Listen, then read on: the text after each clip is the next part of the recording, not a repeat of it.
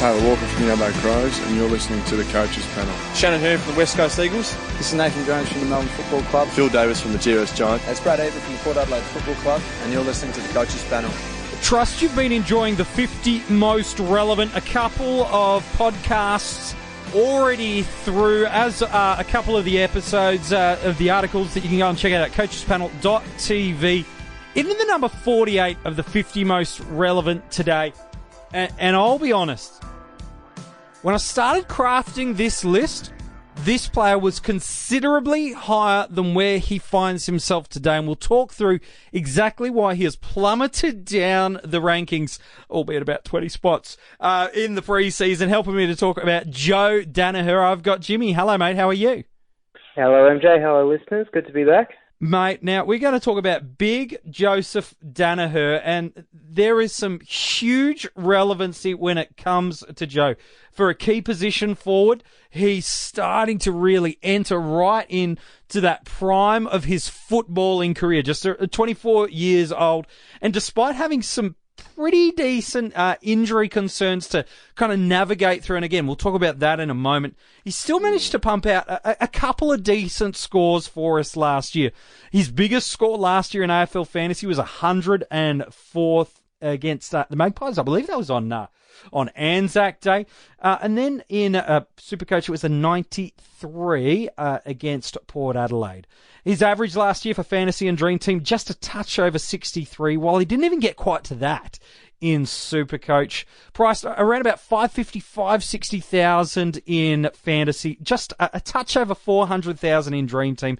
And then the format, he really does present some ripping value for us.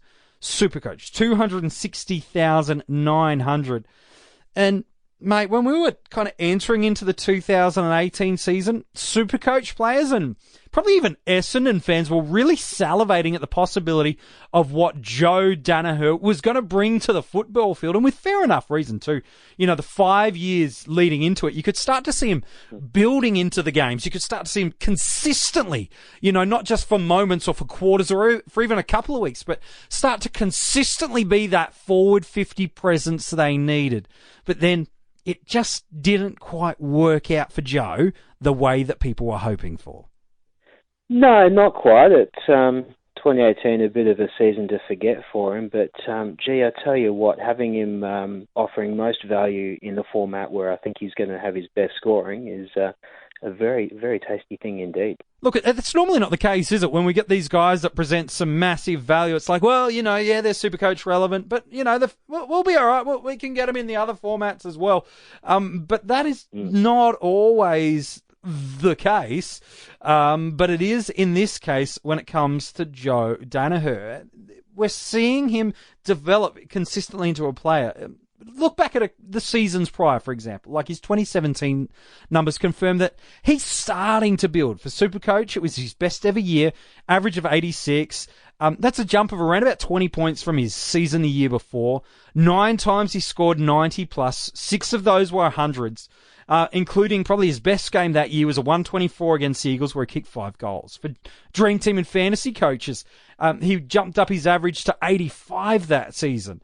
That included 11 scores over 90. 6 of those were tons. Now, I know for a key position forward to kind of impact the game in a big way, they certainly do need to kick bags of goals. But again, just looking at 2017, from his 22 games, he kicked 3 goals or more in 14 matches. So we're seeing him start to consistently enter into the game. Yeah, absolutely. And you look at that midfield that Essendon have got now too, especially bringing Dylan Shield in. You think he's going to get a little more supply than he's had before, and probably a better quality of supply as well. You know, Shield and Devon and the other younger mids developing around him, there's a bit to like there, I think. I think there's plenty to like, and I do want to talk about that midfield in just a moment. I think you've alluded to it already, Jimmy, and that is the fact that there is silver lining for coaches. Maybe you got hurt and burnt by jumping on him in 2018. The fact is, it is a new year, which is very good news for maybe for you in a whole different realm of life. But the positive for coaches is he's priced with a discount because he just played the 7 games, and that's already on an average where he's somewhere between 20 to 30 points below his average of the year prior. Now, it's most noticeable in Supercoach and Dream Team, more so than AFL Fantasy. But if Joe can get himself fully fit and firing this preseason, and that's the big question which I want to talk about in a moment, I struggle to see a world where he doesn't go back to those kind of mid-80s averages. And that could go even more because you mentioned that Essendon midfield, it can only improve with the inclusion of Dylan Shield. Yeah, absolutely. And I think the question then that we've got to ask is, at what point does that average, or that expected average that we think we're going to get out of him, make him worthwhile? I think in Supercoach, if you're picking him that cheaply, he doesn't need to become a keeper. No. Not by any stretch. In Dream Team, is there enough meat on the bone compared to some other options? I don't know. I'd be interested in your thoughts, MJ. Yeah, I think that let's run the gauntlet here for a moment. Yeah. The big question mark is around his fitness. Cal Toomey at AFL wrote an article, a couple of weeks ago, basically suggesting that he was no lock for round one. That's the big concern. And I want to talk about his relevance if he's not fit round one in a moment. So I think if he's fit round one, gets through some JLT, shows that he's moving freely and that groin injury is no longer plaguing him, I think in Supercoach, he is what has to be one of the 10 most selected players in that format. Dream Team, different story, and Fantasy even more so. I'm not as convinced in Fantasy there's enough fat on the bone, as you've said, to go and pick him. Whereas in Dream Team, he's going to verge right on that edge, in my mind, of pushing that top 10 to 15. Now, is that enough in terms of an average? I don't know. I don't think so, actually. But yeah, that's the thing. I tend to agree, and I think if you're picking him in Dream Team, if you're banking on him becoming a top 5 or top 10 forward, then good luck to you. And look, there's every chance he could do it. He's certainly got the talent, as we said before, and he'll have the supply to kick the goals that he needs to get those scores. So that's that is definitely something. At that price at 4.11. It's a little on the upper end of where I like my mid prices personally. Yeah, it is. And he's not someone you're going to trade in unless it's Supercoach. So that's the caveat here. Because he's under 300,000 there, you really, he's in the territory of a cash cow, really. Whereas the other formats, you're not going to trade him in mid-season. Maybe in AFL Fantasy if there's he comes in, he's got a good fixture, good matchups, shows some form, then sure. But the reason you're going for him in season is Supercoach, or you think you've got the confidence that he's going to push that top 10. Sorry, man, but you look at the numbers of the names that we've got in our forward line.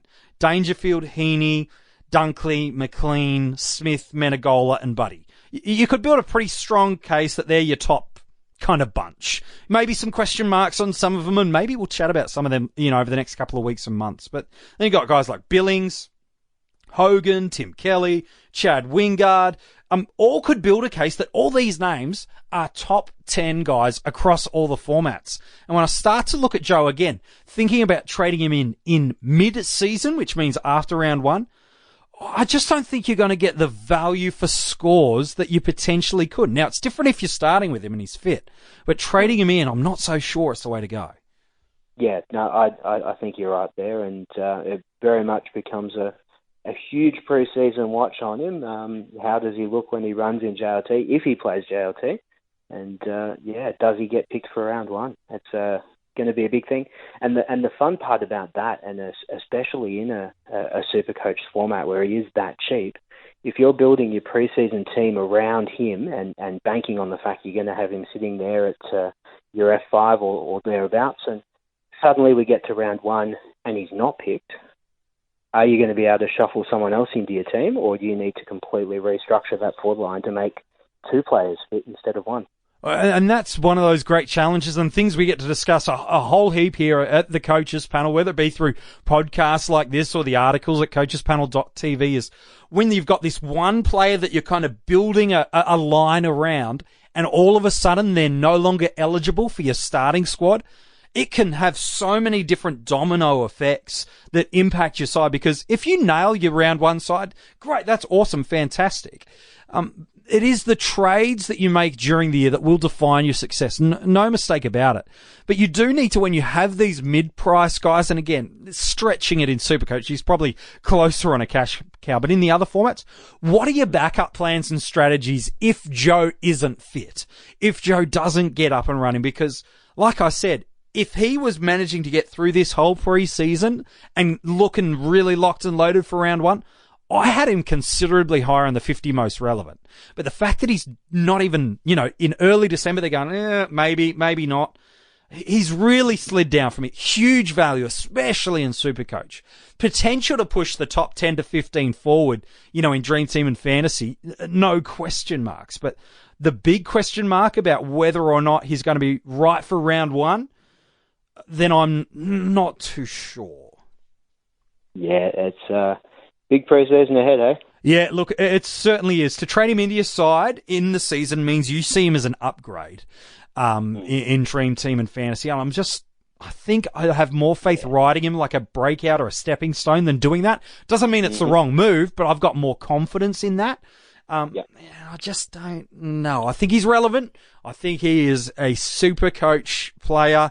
You want Joe in your side if he's fit at some point in the year. You're going to get Joe Daniher in your side at some point this year. The other formats, watch, see, and who knows what it is. This is the big one for me, Jimmy, is where does he go in drafts?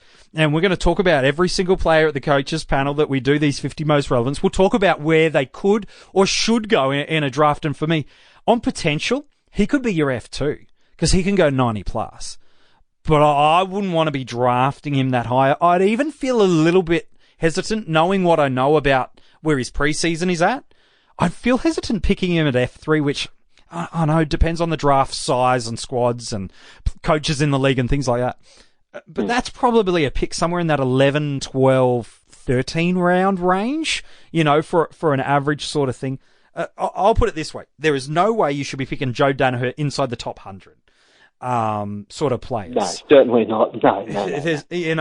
No, I think the only way you end up with him at F2, if he going into round one, is if you decide to go really heavy on the other three lines first, and try and hunt value in your forward line, and that's going to be an interesting thing for coaches to look at over the preseason, and I'm sure we'll be chatting plenty about that. Is that draft strategy, and do you pick evenly across the lines? Do you go heavy on mids or heavy on defenders or heavy on forwards early, or and when do you take a ruck? And a player like Joe is a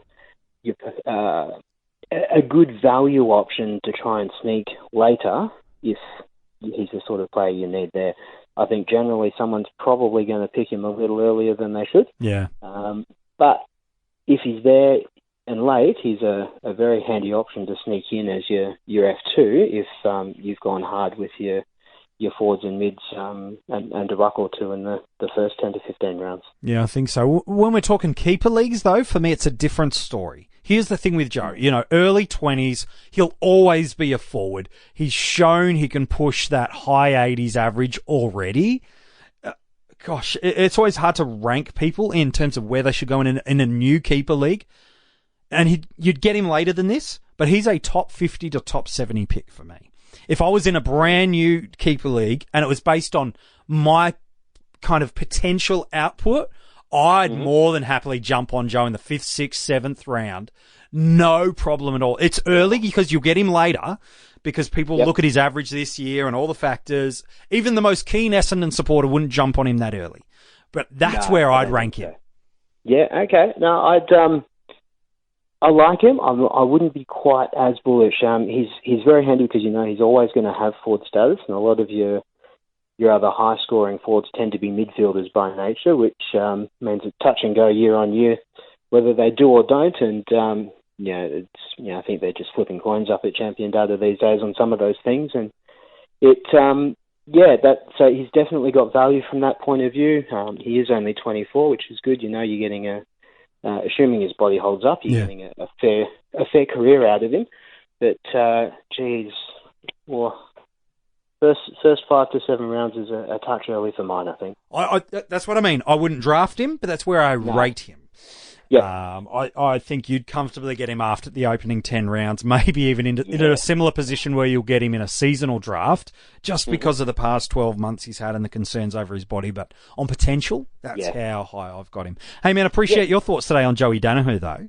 No worries, mate. Pleasure. Of course, if you want to go and check out the article for him or any of the other players in the 50 most relevant, it is up there for you now at coachespanel.tv. You can keep getting this podcast via a heap of different places. Spotify, you can grab it, iTunes. You can even check it out at coachespanel.tv. And a massive thanks to Byrne, one of our Patreon members. Thank you so much for your support of the Coaches Panel. If you want to join Byrne, all the details and links for joining our Patreon and supporting the Coaches Panel are at our website, coachespanel.tv. A handful of players almost we've gone through in the 50 most relevant. And tomorrow's, all I'll say is you've got to check the clue at 9 o'clock Australian Eastern Daylight Saving Time on Facebook. I begrudgingly put this player into the 50. I didn't want to. I'm still questioning it. But you'll find out about who it is tomorrow.